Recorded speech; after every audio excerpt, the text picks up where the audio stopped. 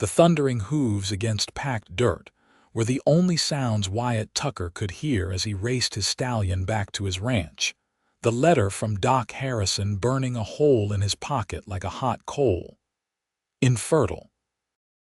The word hammered in his mind with each gallop, cruel and final as the Montana sun beating down on his broad shoulders in the summer of 1878. Aurora, Montana wasn't much more than a dusty intersection of hopes and hardships, tucked between rolling hills and vast expanses of ranch land. At 34, Wyatt had managed to build one of the more prosperous cattle operations in the territory, but the Tucker ranch felt emptier with each passing year. He slowed his horse as he approached the modest two-story farmhouse he'd built with his own hands. The property sprawled across 200 acres of prime grazing land, with a barn, stables, and a bunkhouse for the handful of cowhands he employed. But it was the small room at the top of the stairs that occupied his thoughts now, the room he'd been building bit by bit for nearly 5 years. Wyatt dismounted with practiced ease, his tall frame unfolding as his boots hit the dirt. His face, weathered by sun and wind, betrayed nothing of the turmoil inside as he led his horse to the water trough. At 6'2", with shoulders broad from years of ranch work, most folks in Aurora respected Wyatt Tucker and kept a healthy distance from his infamous temper when roused. "Everything all right, boss?" Hank, his foreman, called from the corral where he was breaking in a new mare. "Fine," Wyatt replied curtly, offering nothing more as he strode toward the house. Inside, the home was comfortable if sparse, a bachelor's domain with sturdy furniture and minimal adornments. Wyatt hung his hat on the rack by the door and pulled the doctor's letter from his pocket, staring at it a moment before tossing it onto the kitchen table. Then, as if drawn by some invisible force, he found himself climbing the stairs. The door at the end of the hallway was partially open. He pushed it wide and stood in the doorway, surveying what should have been filled with life but remained still as a tomb. A hand-carved crib stood in the center, his own handiwork during long winter evenings.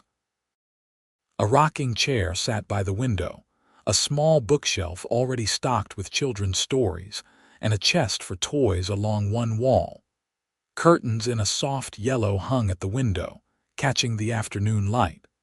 Wyatt had started building this nursery when he married Catherine 5 years ago. She died of fever before they'd even had a chance to conceive. After a year of mourning, he'd continued adding to the room, holding on to the dream that someday he'd find another woman to share his life with, to give him the family he craved. Now Doc Harrison's words had shattered that dream too. "Damn it all," he muttered, his voice echoing in the empty room. The doctor had been clear. The infection that had nearly killed him 2 winters ago had left him unable to father children.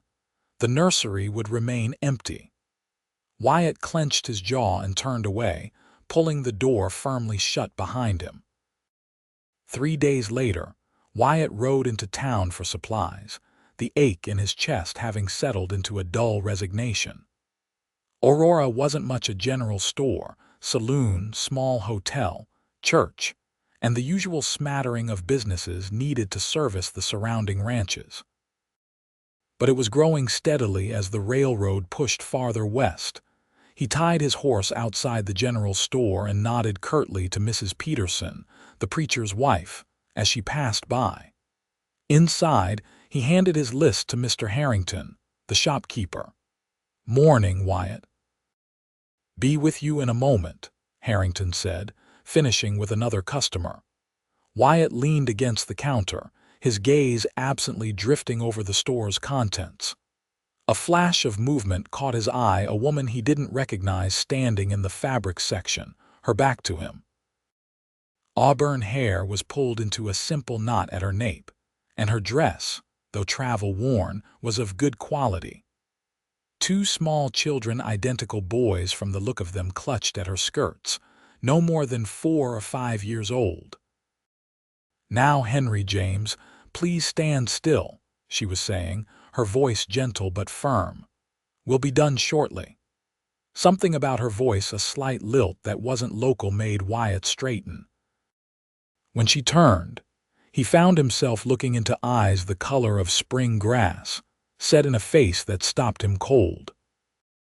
She wasn't conventionally beautiful, perhaps, with a sprinkle of freckles across her nose and a determined set to her chin.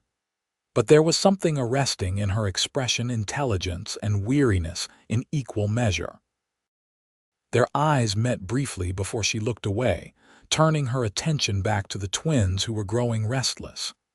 "That'll be Mrs. Lockhart," Harrington said, following Wyatt's gaze. "Arrived on yesterday's stage with those two little ones. Widow, I hear. Sheriff Donovan says she's taken the old Miller place out past the creek." "The Miller place? That shack's barely standing," Wyatt frowned. Harrington shrugged. "Times are hard for some folks. Anyway, what can I get you today?" Wyatt forced his attention back to his supply list, but found his gaze drifting repeatedly to the woman, Mrs. Lockhart, and her boys. They looked healthy enough, but there was a tightness around her mouth that spoke of worry. The twins were clearly fraternal, not identical as he'd first thought, one with hair the same rich auburn as his mother, the other with darker hair, though both had her green eyes. When Harrington went to fetch feed from the storeroom, Wyatt found himself approaching her. "Madam," he said, touching the brim of his hat. "Wyatt Tucker, I understand you've taken the Miller place." She straightened, wariness in her gaze. "Abigail Lockhart," she replied with a slight nod. "Yes, we have. It's not fit for a family," he said bluntly. "Roof leaks. The well needs cleaning, and there's likely critters nesting in the walls." Her chin lifted. "I'm quite capable of managing repairs, Mr. Tucker. We've weathered worse." One of the boys, the auburn-haired one, peered up at Wyatt with unabashed curiosity. "Are you a real cowboy?" he asked. Despite himself, Wyatt felt the corner of his mouth twitch. "I suppose I am." "I'm Henry," the boy announced proudly. "I'm 5.5. This is James. He's my brother." "Henry," Abigail admonished gently, "don't bother Mr. Tucker." "No bother, madam," Wyatt said, finding himself crouching to the boy's level. "Pleased to meet you, Henry James." He nodded at the quieter twin, who regarded him solemnly from behind his mother's skirts. "You have horses?" Henry asked. "I do, quite a few. Can we see them sometime?" "Henry," Abigail said more firmly, "that's enough." She looked at Wyatt. "Thank you for your concern about our accommodations, but we'll manage. Come along, boys." Wyatt stood, watching as she paid for her modest purchases and ushered the children out. There was something in her bearing a stubborn pride mixed with vulnerability that nagged at him. Outside, he secured his supplies to his saddle and mounted up, intending to head back to his ranch. Instead, he found himself turning his horse toward the old Miller homestead, a mile outside of town. The small log cabin came into view as he rounded the bend in the creek. It was as bad as he'd remembered, the porch sagging, shutters hanging askew, the small barn behind it listing to one side. He reined in his horse when he spotted Abigail in the yard, struggling with a water pump that clearly hadn't been used in years. The twins were sitting on a blanket under a nearby tree, playing with what looked like carved wooden animals. They spotted him first, Henry waving enthusiastically while James simply stared. "Mr. Tucker," Abigail said, straightening as he dismounted. She pushed a strand of hair from her forehead, leaving a smudge of dirt. "Have you come to further criticize my choice of residence?" "No, madam," he said, approaching the pump. "Came to see if I could help get this working for you." Surprise flickered across her face before she masked it. "That's very kind, but it's no trouble. This pump just needs a new leather gasket and some priming." He nodded toward the cabin. "And that roof won't keep out the next rainfall." She sighed, some of the stiffness leaving her shoulders. I'm beginning to see that. Wyatt spent the next hour getting the pump working, aware of Abigail watching him while pretending to unpack a trunk of belongings. The twins eventually wandered over, curious about his work. "Are you fixing it?" Henry asked while James quietly observed from a few steps back. "I am," Wyatt replied. "Want to help?" Henry nodded eagerly, and to Wyatt's surprise, so did James. He showed them how to pour water down to prime the pump, and their delighted laughs when water finally gushed forth brought an unexpected smile to his face. "Thank you," Abigail said when he'd finished, her voice softer than before. "We're much obliged." Wyatt nodded, finding himself reluctant to leave. "That roof, though," he said, looking up at the cabin. "First good rain, you'll be swimming." She followed his gaze, worry creasing her brow. "I don't suppose there's a simple fix for that." "No, madam, needs proper work." He hesitated. "I could come back tomorrow with some supplies, get it weathertight for you." She studied him, clearly trying to discern his motives. "Why would you do that?" Wyatt wasn't entirely sure himself. "Neighborly thing to do," he finally said, "and those boys need a dry place to sleep." Something in her expression softened. "Very well. I would be grateful for the help, Mr. Tucker." "Wyatt," he said. "Just Wyatt is fine." "Wyatt," she repeated, and he found he liked the way his name sounded in her voice. "Then I'm Abigail." The next morning, Wyatt arrived early with a wagon full of supplies and his ranch hand, Pedro, to help with the roof. Abigail met him outside, looking as if she hadn't slept well. The boys were already up, chasing each other around the yard. "I made coffee," she offered, gesturing toward the cabin. "It's not much, but you're welcome to it." Inside, the cabin was sparse but meticulously clean.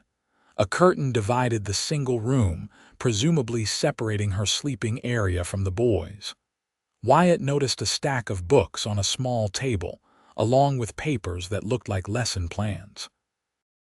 "You're a teacher?" he asked, accepting the cup she offered. She nodded.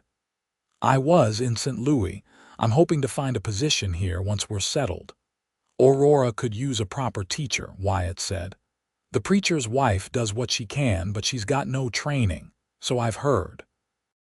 She glanced toward the twins, now visible through the window as they examined Wyatt's wagon with interest. "It would be good for the boys, too. They need stability." There was a story there, Wyatt sensed, but didn't press. Instead, he outlined his plan for the roof repairs and other immediate fixes the cabin needed. By midday, with the roof half replaced, Wyatt found himself working alongside Abigail as she handed up shingles and nails. The boys helped by sorting nails into piles, though they spent more time asking Wyatt questions about his ranch and horses. "You have cows?" Henry asked. "About 200 head," Wyatt replied, hammering a shingle into place. "That's a lot," James said quietly. It was one of the few times Wyatt had heard the more reserved twin speak. "It is," Wyatt agreed. "Takes a lot of work to look after them all." "Our papa had horses," Henry said, "but not cows." Wyatt saw Abigail tense beside him. "Henry, why don't you and James get the water bucket for Mr. Tucker?" she suggested quickly. "He must be thirsty." The boys ran off eagerly, and Abigail sighed. "I'm sorry. They still talk about their father sometimes." "No need to apologize," Wyatt said carefully. "It can't be easy raising them alone." She was quiet for a moment, her gaze following the twins. "No," she finally said. "It's not easy, but we manage." They worked until dusk, finishing the roof and making headway on the most critical repairs to the cabin. As Wyatt prepared to leave, Abigail insisted he stay for supper. "It's just stew, but there's plenty," she said. "It's the least I can do to thank you." The meal was simple but good, and Wyatt found himself relaxing in a way he hadn't in years. The boys chattered throughout, Henry dominating the conversation while James occasionally offered quieter observations. Abigail gently guided them, her patience evident even when they squabbled over the last piece of bread. "They're good boys," Wyatt commented as he helped clear the dishes after the twins had been put to bed behind the curtain. "They are," she agreed, a soft smile touching her lips, "though they can be a handful. They've been through a lot." Wyatt hesitated, then asked, "How long has it been?" "Since your husband." Her hands stilled on the plates. "Charles died 2 years ago," she said quietly. "Influenza. It took him and my parents within a week of each other. I'm sorry," she nodded, resuming her work. "It was difficult. We stayed in St. Louis as long as we could, but when the school where I taught closed." She shrugged. "I heard Montana was looking for teachers, that there was land available. A fresh start seemed best." "It's hard country," Wyatt warned. "Beautiful but unforgiving. Winters are brutal." "We've little choice now," she replied simply. "This is where we've landed." As he rode home that night, Wyatt couldn't stop thinking about Abigail and her boys. Their resilience impressed him, but he worried about their chances in that decrepit cabin when winter came. The Miller place had never been much, even when old Miller was alive, and it had stood empty for 3 years since his death. Over the next 2 weeks, Wyatt found reasons to visit the Lockhart place regularly. Sometimes he brought supplies: a repaired chair, preserves from his root cellar, a load of firewood. Other times he simply offered his labor, fixing the sagging porch, clearing the choked well, or helping Abigail prepare a small garden plot. The boys took to him immediately, especially Henry, who followed Wyatt around asking endless questions about ranching. Even the quieter James gradually warmed up, his shy smiles becoming more frequent. "You don't have to do all this," Abigail told him one evening as they sat on the repaired porch, watching the twins chase fireflies in the yard. "I know," Wyatt replied. He hesitated, then added, "I like being here." She studied him in the fading light. "Why?" He shrugged, uncomfortable with putting his feelings into words. "It's good to be useful, and the boys are." He trailed off. "They like you," she said softly. "They need a man in their lives, I think, someone to look up to." "I'm not sure I'm the right example," he said gruffly. "I think you might be exactly the right example." She looked away toward her sons. "They need stability after everything, and kindness." Wyatt felt something shift between them in that moment, an acknowledgement of the growing connection that neither had spoken aloud. The following Sunday, Wyatt drove his buckboard to the Lockhart cabin. "Thought you might like a ride to church," he offered when Abigail opened the door, looking surprised to see him. "That's very kind," she said. "We were going to walk, but this would be much better." The boys were thrilled, scrambling up beside Wyatt and begging to hold the reins. Abigail, wearing her best dress, a simple blue cotton that nevertheless brought out the green of her eyes, sat beside them, looking both pleased and slightly uncomfortable. Their arrival at the small white church drew curious glances from Aurora's residents. Wyatt was aware of the speculation their appearance together would cause, but found he didn't much care. After the service, Abigail was approached by Mrs. Peterson. "Mrs. Lockhart, I understand you were a teacher in St. Louis." "Yes, for 6 years before my husband passed," Abigail confirmed. "Our school term starts next month, and we're in desperate need of a proper teacher," Mrs. Peterson said. "The town council would be most interested in speaking with you." Wyatt saw the hope that flashed across Abigail's face. "That would be wonderful," she said. "I was hoping there might be a position."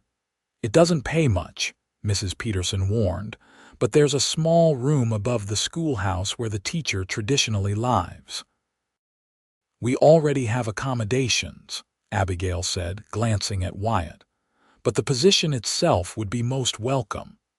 As they drove back to her cabin, Abigail was quiet, clearly deep in thought. The twins, however, were bubbling with excitement about the other children they'd met. "Will we go to school, Mama?" Henry asked.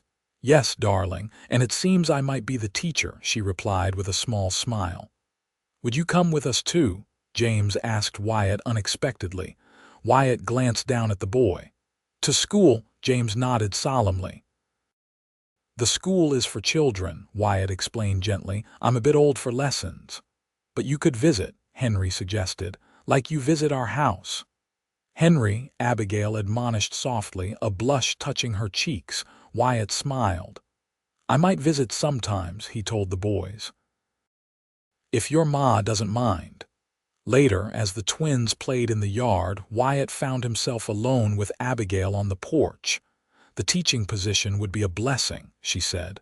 "The money I brought is nearly gone." "It's good timing," Wyatt agreed. "But I'm worried about you all staying here come winter. This place isn't built for Montana cold," she sighed. "I know. I've been thinking about that too. Mrs. Peterson mentioned rooms above the school." "My place has plenty of room," Wyatt said abruptly, surprising himself almost as much as her. "The ranch house, I mean. 4 bedrooms, only one used. It's solid, weather-tight." She stared at him. "Wyatt, I couldn't possibly, as a tenant," he clarified quickly. "You could pay rent if it makes you feel better, though I don't need it. The boys would be safe, warm. There's even a room that would make a good schoolroom for them when weather's too bad to go to town." "People would talk," she said softly. "People always talk. Doesn't make it true." He met her gaze steadily. "It's a practical solution, nothing more. Unless you'd rather risk the boys getting sick in this drafty old place." She was quiet for a long moment. "Let me think about it," she finally said. 2 days later, a fierce summer thunderstorm hit Aurora. Wyatt thought about the Lockharts all evening, wondering if his roof repairs were holding. Just after midnight, a pounding at his door jolted him awake. It was Sheriff Donovan, rain-soaked and grim-faced. "It's the Miller place," he said without preamble. "Creek's flooding. Whole place is about to be underwater." Wyatt was on his horse in minutes, racing through the downpour toward Abigail's cabin. When he arrived, the scene was chaos. The creek had jumped its banks, water already reaching the cabin's porch. Abigail was on the roof with the twins, clinging to the chimney as townspeople worked to reach them with ropes. "Abigail!" Wyatt shouted, dismounting and splashing through the rising water. She turned at his voice, relief flooding her face. "Wyatt!" "The water came so fast, we barely had time working with the sheriff and several other men. They managed to get Abigail and the boys safely down using ropes and a makeshift pulley system." The twins were terrified, clinging to their mother and shivering in the rain. "My things," Abigail said weakly, looking back at the cabin as Wyatt wrapped his coat around her shoulders. "Everything we have." "Forget about things," Wyatt said firmly. "They can be replaced. You 3 can't be." They ended up at Wyatt's ranch house. The twins bundled in borrowed shirts that swallowed their small frames. Abigail in dry clothes that Martha, his cook and housekeeper, had found. The older woman had taken one look at the bedraggled family and set about making hot chocolate and arranging rooms without a single question. "You'll stay here," Wyatt told Abigail as she sat before the fire, a blanket around her shoulders, "until you decide what's next." She looked up at him, her green eyes troubled. "The cabin. We'll see what's left when the waters recede, but I wouldn't count on much." Her shoulders slumped. "Everything we had was in that cabin." "You still have what matters," Wyatt said quietly, nodding toward the twins who had finally fallen asleep on a blanket near the fire. Tears filled her eyes. "Yes," she whispered. "Yes, I do." In the following days, Wyatt's prediction proved true. The Miller cabin was a total loss, washed off its foundation by the flood. Most of Abigail's belongings were gone, though a trunk containing family keepsakes and photographs had been found wedged in a tree downstream. "I don't know what to do now," Abigail confessed to Wyatt one evening as they sat on his front porch. The twins were inside with Martha, who had taken a shine to the boys and was teaching them to make biscuits. "My offer still stands," Wyatt said. "Stay here. There's more than enough room." She was quiet for a long moment. "It wouldn't be proper." "Martha lives here too," he pointed out. "Has for years. No one would think twice about it. That's different. She's your housekeeper." Wyatt sighed, frustrated. "Then what will you do?" "The school term doesn't start for 3 more weeks, and even then, the pay won't be enough for you to rebuild or buy another place anytime soon." "I know," she said softly. "Believe me, I've calculated it 100 different ways." They sat in silence for a while, watching the sunset paint the distant mountains gold and pink. Finally, Abigail turned to him. "If we stay," she said carefully, "it would be as tenants. I would pay rent, contribute to the household however I can." "If that's what you need to feel right about it," Wyatt agreed. "And it would be temporary," she added. "Just until I can save enough for our own place." Wyatt nodded, though something in his chest tightened at the thought of them leaving. Of course. And so it was settled. Abigail and the twins moved into the upstairs bedrooms of Wyatt's house, proper bedrooms with real furniture, not the makeshift accommodations they'd had at the cabin. Martha seemed delighted with the arrangement, especially having children in the house. Wyatt watched with growing affection as the boys explored the ranch, wide-eyed at the cattle, the horses, the vastness of it all. Henry was fearless, wanting to try everything at once, while James was more cautious but just as curious in his quieter way. One afternoon, about a week after they'd moved in, Wyatt was working in the barn when James appeared in the doorway alone, watching him silently. "Hello there," Wyatt said, surprised. The twins rarely separated from each other. "Where's your brother?" "With Mama," James replied. He hesitated, then asked, "What are you doing?" "Mending this saddle." Wyatt held up the leather he was stitching. "Want to see?" James nodded, approaching cautiously. Wyatt showed him how to punch holes in the leather and thread the heavy needle through. To his surprise, the boy was a quick study, his small fingers nimble as he helped with the simpler tasks. "You're good at this," Wyatt told him. "Got a knack for detail work." James smiled, a rare, full smile that transformed his serious little face. "Papa used to let me help him too." "With his watches." "Watches, he fixed them," James explained. "He had a shop with lots of tiny tools." "That sounds like precise work," Wyatt said, realizing this was the most James had ever spoken to him at once. "You must have been a big help to him."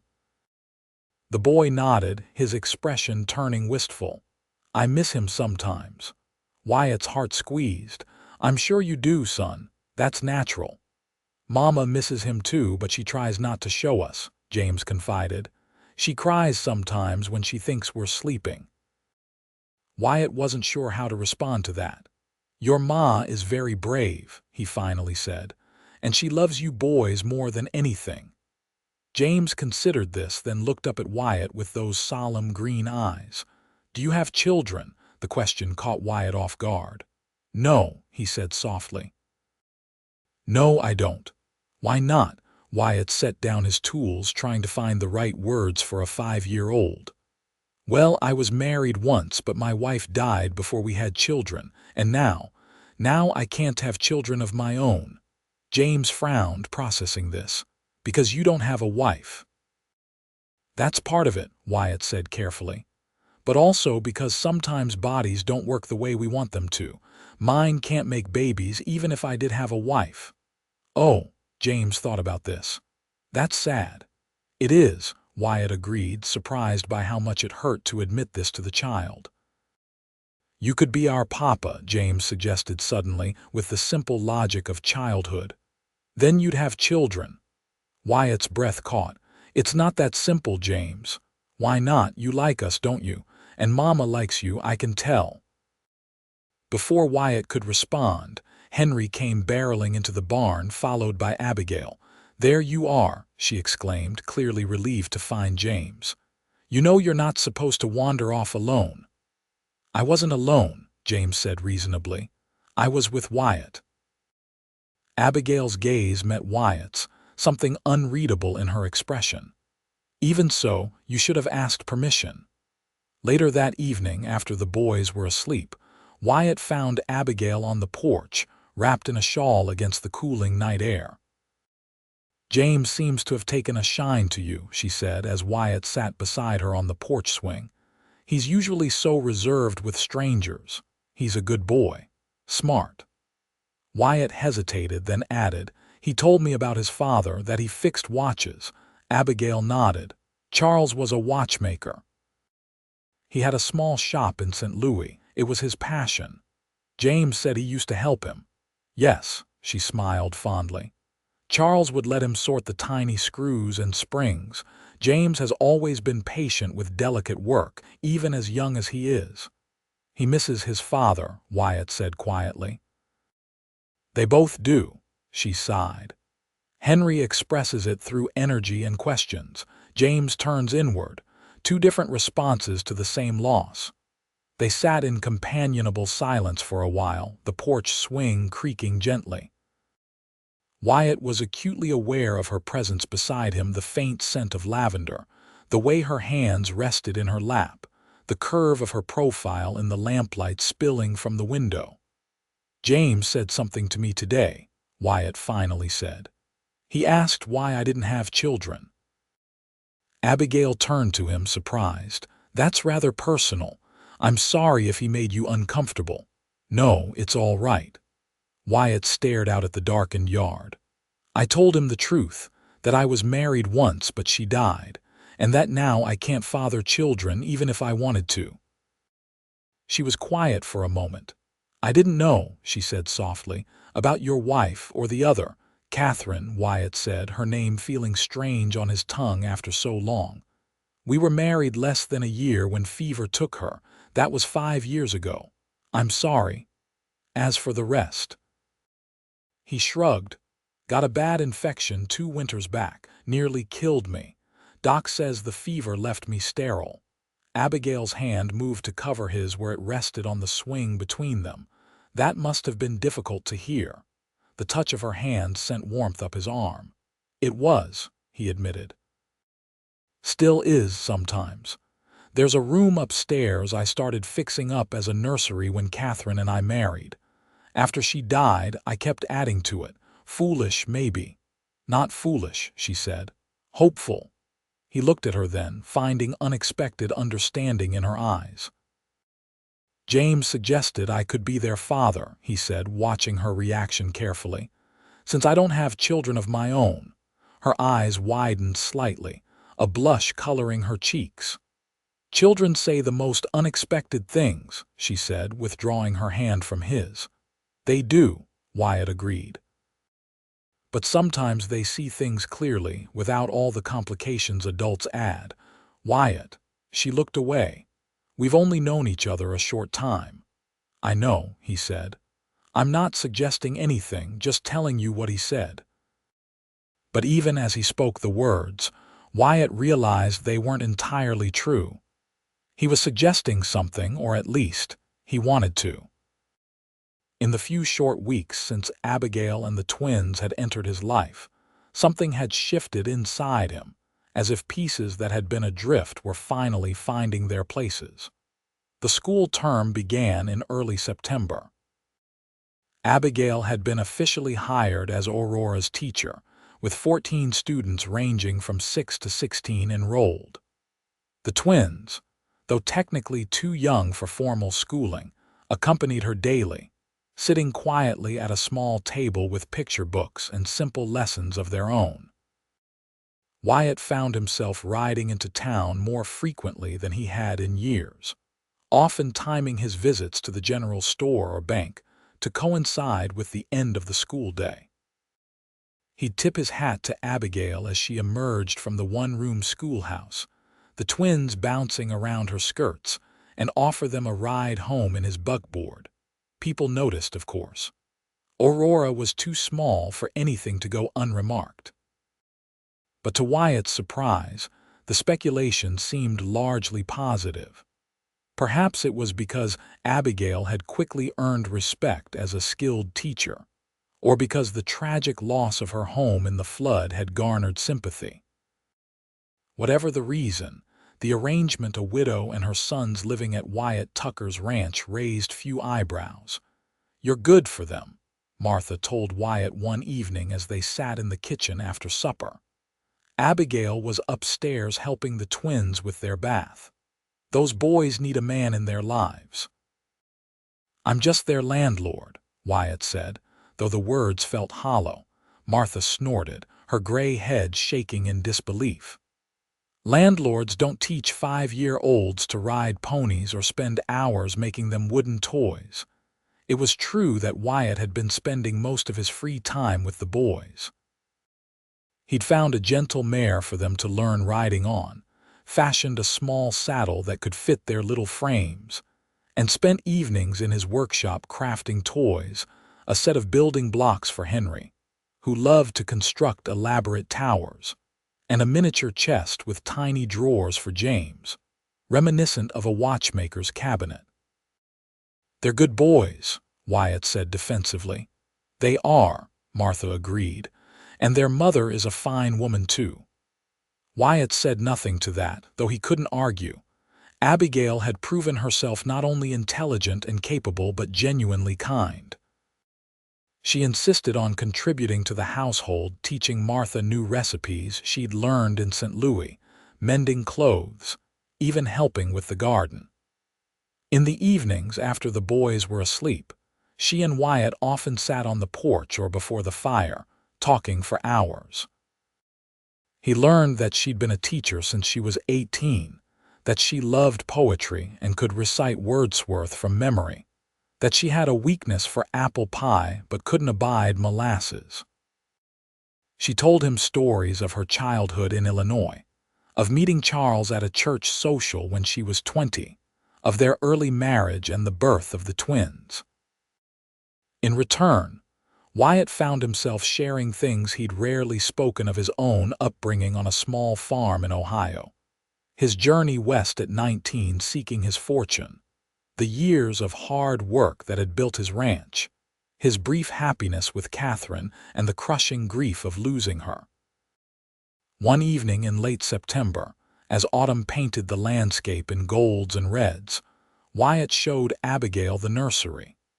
He hadn't opened the door since the day he received Doc Harrison's letter, but something compelled him to share it with her. "This is beautiful," she said softly, running her fingers over the carved crib. "You made this yourself," Wyatt nodded, watching her move around the room, touching the rocking chair, the bookshelf, the small chest of toys. "It was foolish," he said, "keeping it all this time, adding to it." "Even before I knew I couldn't." He trailed off. "It wasn't foolish," she said firmly. "It was an act of faith, of hope." She turned to face him, standing in a shaft of late afternoon sunlight that set her auburn hair aflame. "Wyatt, there are many ways to be a father. Blood is only one of them." Something in her words, in the gentle way she said them, broke something open inside him. Before he could think better of it, Wyatt crossed the room and took her face in his hands, kissing her with all the longing that had been building since the day he first saw her in the general store. For a heartbeat, she stiffened in surprise.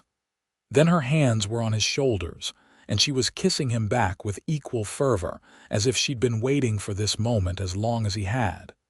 When they finally broke apart, both breathing heavily, Wyatt rested his forehead against hers. "I'm sorry," he said hoarsely. "I shouldn't have." "Yes, you should," she interrupted, her eyes shining. "I've been wondering when you would." Later, after the twins were asleep and the house had grown quiet, they sat before the fire in the parlor, talking in low voices about what came next. "I care for you, Abigail," Wyatt said, holding her hand in his. "More than I thought possible after Catherine, but this isn't just about us. There's Henry and James to consider." "They adore you," she said simply. "You must know that." "And I've grown to love them," he admitted. but I don't want to replace their father in their memories." "You wouldn't be replacing him," Abigail said thoughtfully. "Just giving them another man to love who loves them in return. Charles will always be their father, but perhaps you could be their papa too in time." The distinction touched Wyatt deeply. "And what about you?" he asked, his thumb tracing circles on her palm. "What do you want?" "When Charles died, I thought that part of my life was over," she said slowly. "I didn't expect to feel this way again, to want to share my life with someone." She looked up at him, her green eyes reflecting the firelight. "But I do, Wyatt. I want that with you." He kissed her again, gently this time, a promise rather than a passion. "Marry me," he whispered against her lips. "Stay here not as my tenant but as my wife. Let me be a father to your boys." "Are you certain?" she asked, her voice trembling slightly. "With everything you told me about not being able to have children, I already have all the family I could want," Wyatt said firmly. "You, Henry James, I don't need more than that." Tears filled her eyes. "Yes," she said simply. "Yes, I'll marry you." They were married on a crisp October day, with golden leaves drifting down around the small church. The twins stood proudly beside them, Henry fidgeting with excitement while James solemnly held the rings on a small pillow. That evening, after a small reception at the ranch with their closest friends, Wyatt carried his new wife over the threshold of their home. The twins had been put to bed, tired from the day's excitement, but pleased with their new status as Wyatt's sons. "There's something I want to show you," Wyatt said, taking Abigail's hand and leading her upstairs. At the nursery door, he paused. "I thought perhaps we could move the boys in here," he said. "They've been sharing a room, but they're growing boys. They might like having the space." Abigail smiled, touching his face gently. "That's a wonderful idea, but are you sure? You created this room with such care." "That's why it's perfect for them," Wyatt said. "It deserves to be filled with children, with our children." The next morning, Wyatt woke early, as was his habit. But instead of rising immediately, he lay still, savoring the warm weight of Abigail against his side, her auburn hair spread across the pillow. His wife. The word filled him with wonder. The sound of small feet in the hallway made him smile. Right on schedule, the twins rarely slept past dawn. The door creaked open and two small faces peered in. "Is it morning?" Henry Stage whispered. Wyatt nodded, putting a finger to his lips and glancing at Abigail, who was beginning to stir. "Can we call you Papa now?" James asked, his serious little face hopeful. "Since you married Mama." Something caught in Wyatt's throat. "If you'd like to," he managed. "We talked about it," Henry informed him, climbing onto the foot of the bed. "We decided we want to." "Then I'd be honored," Wyatt said, his voice rough with emotion. Abigail was fully awake now, watching the exchange with tears in her eyes. She reached out, and both boys scrambled up to nestle between them on the bed. "What shall we do today, Papa?" Henry asked, the new title rolling off his tongue as if he'd been saying it all his life. "Well," Wyatt said, his arm encompassing all three of them, "I thought we might move you boys into your new room, and then maybe we could ride out and check on the north pasture. The aspens should be turning gold by now." "Like an adventure?" Henry asked excitedly. "Exactly like an adventure," Wyatt agreed, meeting Abigail's eyes over their heads. The love he saw reflected there made his heart swell. The first of many. Over the following months, the Tucker household settled into a rhythm that felt as natural as breathing. Abigail continued teaching at the school, with Wyatt often joining them for lunch when his ranch work brought him to town. The twins thrived in their new room, though they still preferred to sleep in the same bed most nights, despite having separate ones. Winter came early that year, with the first heavy snow falling before Thanksgiving. Wyatt was profoundly grateful that Abigail and the boys were safe in his sturdy home, rather than the flimsy Miller cabin, which had been completely washed away in the spring floods. Christmas approached, bringing with it an excitement Wyatt hadn't felt in years. He spent hours in his workshop crafting special gifts: a rocking horse for the boys to share, a delicate jewelry box for Abigail made from walnut with her initials inlaid in maple. On Christmas Eve, after attending the candlelight service at church, the family gathered in the parlor before the fire. The twins, vibrating with anticipation for the morning's gifts, eventually succumbed to sleep, curled together on the hearth rug. "Should we wake them to go upstairs?" Abigail asked, her head resting on Wyatt's shoulder as they watched the sleeping children. "Let them be," Wyatt said, pressing a kiss to her hair. "It's Christmas Eve. Let them dream of sugar plums or whatever it is children dream of." She chuckled softly. "They're probably dreaming of that rocking horse I pretend not to know you've been making." "Woman, you take all the fun out of surprises," he teased, pulling her closer. "Not all of them," she said mysteriously. "I have a surprise for you that you haven't guessed." Wyatt raised an eyebrow. "Oh." She took his hand and placed it gently on her stomach. "I saw Doc Harrison yesterday," she said softly. "He confirmed what I've suspected for a few weeks now." Wyatt stared at her, uncomprehending for a moment, then realization dawned. But how? The doctor said I couldn't." "He said it was unlikely," she corrected gently. "Not impossible, and sometimes doctors are wrong." "A baby," Wyatt whispered, his hand still resting on her stomach, though there was no outward sign yet. "Our baby," she nodded, tears of joy shining in her eyes. "Due in July, he thinks. The boys will have a little brother or sister." Wyatt gathered her into his arms, his heart so full he thought it might burst. "I didn't think it was possible," he said hoarsely. "I'd made my peace with it. The boys are more than enough, I know," she said, kissing him softly. "They are. But this little one wanted to join our family too, it seems." Later, after they'd carried the sleeping twins to bed and retired to their own room, Wyatt lay awake, watching the moonlight play across Abigail's peaceful face as she slept.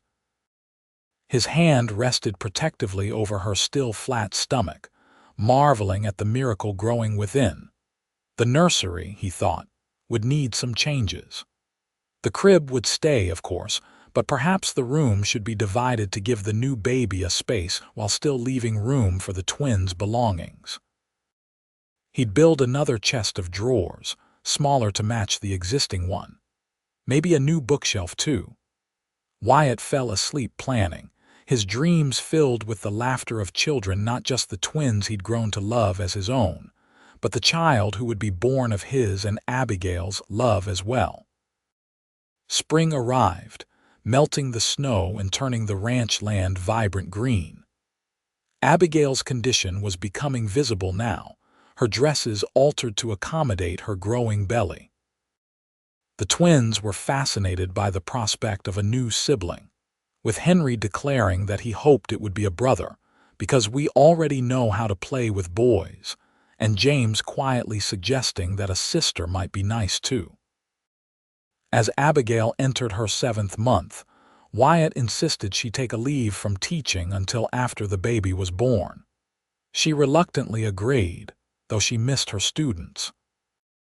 To make up for it, Wyatt arranged for some of the older children to visit the ranch on weekends for additional lessons, turning the parlor into a temporary classroom.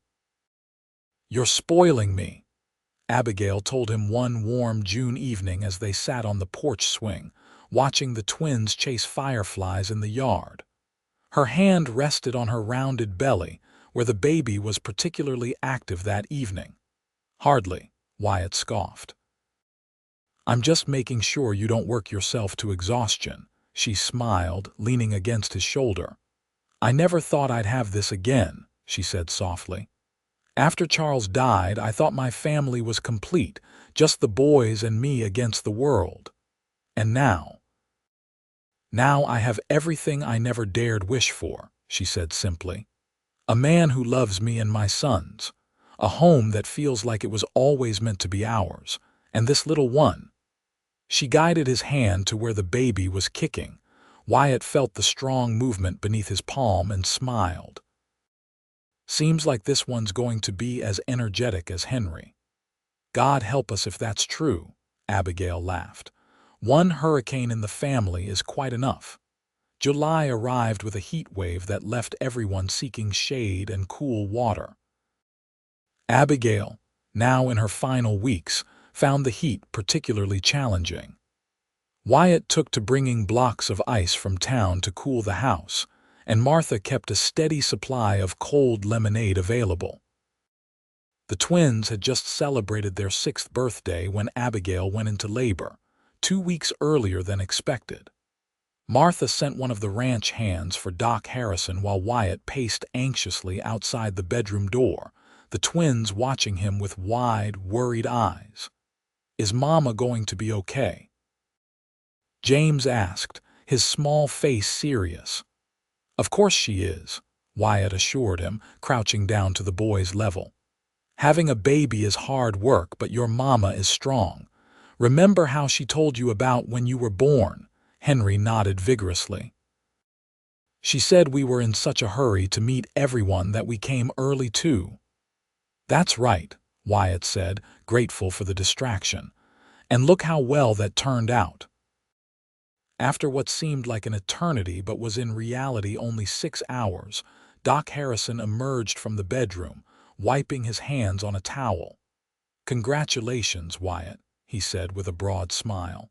"You have a daughter, and Abigail's doing just fine." Wyatt felt his knees go weak with relief and joy. "A daughter," he repeated, the word feeling strange and wonderful on his tongue. "Can we see them?" "Of course. Abigail's asking for you and the boys." Inside the bedroom, Abigail sat propped up against pillows, looking tired but radiant. In her arms was a small bundle wrapped in a soft blanket. She looked up as Wyatt and the twins entered, her face breaking into a smile.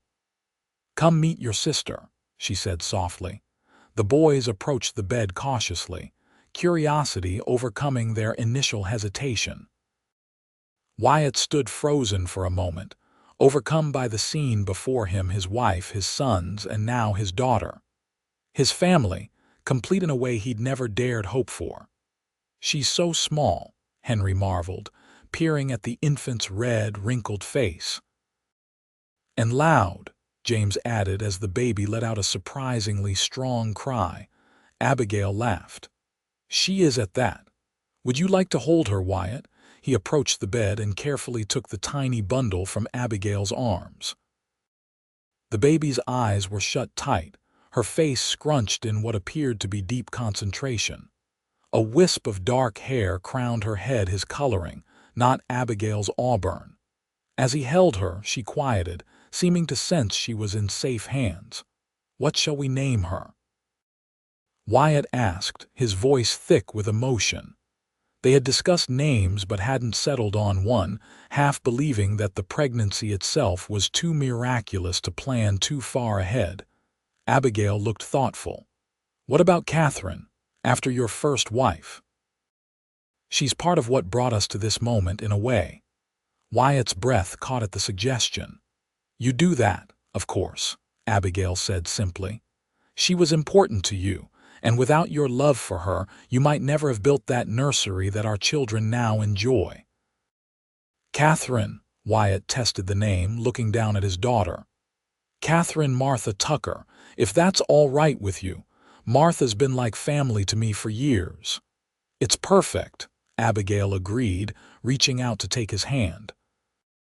The twins, growing bolder, had climbed onto the bed and were examining their new sister with intense interest. "Can we call her Kate?" Henry asked. "Catherine is an awful lot of name for someone so little." "I think that's a fine idea," Wyatt said, carefully sitting on the edge of the bed with the baby. "Kate it is." As summer turned to fall and then to winter again, the Tucker family settled into their new rhythm. Kate proved to be a good-natured baby, quick to smile and slow to cry. The twins were surprisingly helpful with their sister, eager to entertain her, and proud to be trusted with small tasks like fetching clean diapers or holding her bottle. On Kate's first birthday, the family celebrated with a small party at the ranch. As twilight fell, Wyatt found Abigail standing in the nursery, watching their daughter sleep in the crib he'd carved years before, not knowing whose child would eventually occupy it. He wrapped his arms around her from behind, resting his chin on her shoulder. "Happy," he murmured.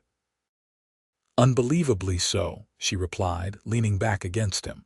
"Though I was just thinking about how much has changed in 2 years. When I arrived in Aurora, I had nothing but the twins and a trunk of belongings. I was terrified, trying not to show it. And now," she turned in his arms, facing him. "Now I have everything. A home, a husband who loves me, 3 beautiful children, work that fulfills me." She touched his face gently. "You gave us all this, Wyatt."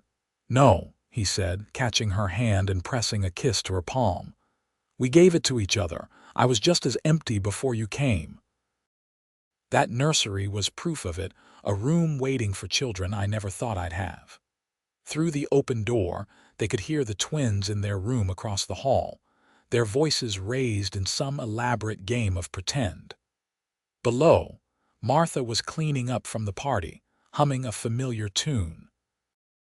And in the crib, Kate sighed in her sleep, her small face peaceful. "You ever think about how close we came to missing this?" Abigail asked softly. "If I had chosen another town, if you hadn't stopped to help us at the Miller place." "I try not to," Wyatt admitted. "The thought of never knowing you, never knowing the boys, never holding Kate." He shook his head. "It doesn't bear thinking about." "Then we won't think about it," she decided, rising on tiptoe to kiss him. "We'll just be grateful for what we found." "What we built," Wyatt corrected gently. "Together." Outside, snow began to fall, dusting the ranch in white. Inside, the Tucker family, once fractured, now whole, slept peacefully under one roof, their futures intertwined like the branches of an ancient oak, strong enough to weather any storm that might come their way. And in the nursery that had stood empty for so long, a child's soft breathing filled the silence, the sound Wyatt Tucker had once believed he would never hear. It was, he thought as he drifted off to sleep beside his wife, the sweetest sound in the world.